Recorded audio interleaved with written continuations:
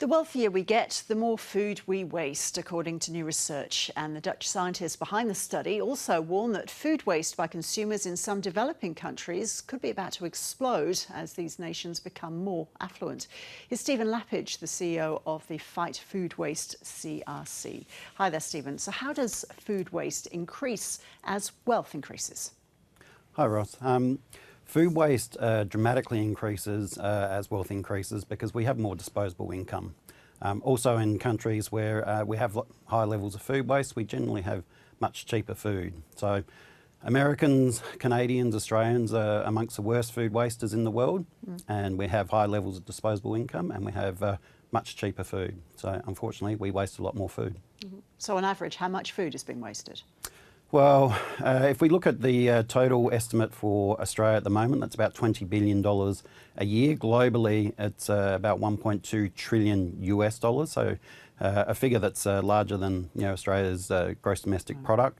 Down to individual households, well, the jury's out to some extent. There's been some mixed studies. One's around $3,800 a year in New South Wales, and others are slightly less, but still significant amount of food. So for this study, how did the Dutch scientists work out how much food is being wasted? So generally we try and work out how much food we're wasting by looking at things like self-reporting surveys and bin audits and so on.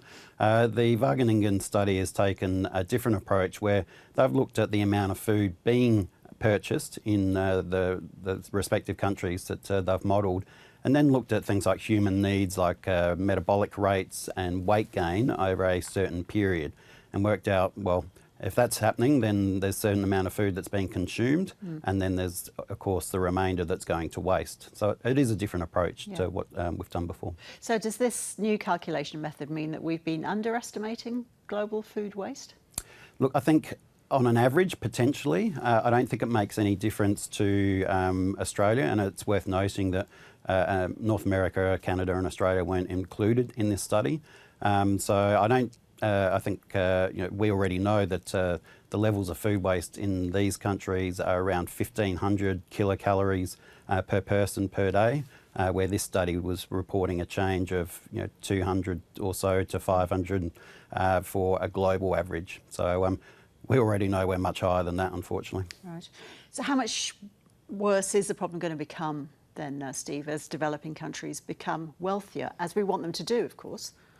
Yeah, look, there was a Boston Consulting Group study put out in 2018 that indicated that global food waste will increase from $1.2 trillion a year currently to about $1.5 trillion by 2030, unless there's a major intervention.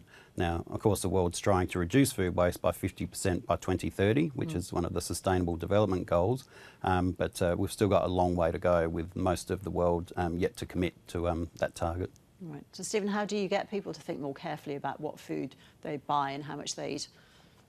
Well, interestingly, we've just done a large national survey here in Australia involving over nearly 5,500 households, and 76% of people involved in that survey want to reduce their food waste. They're motivated to do it.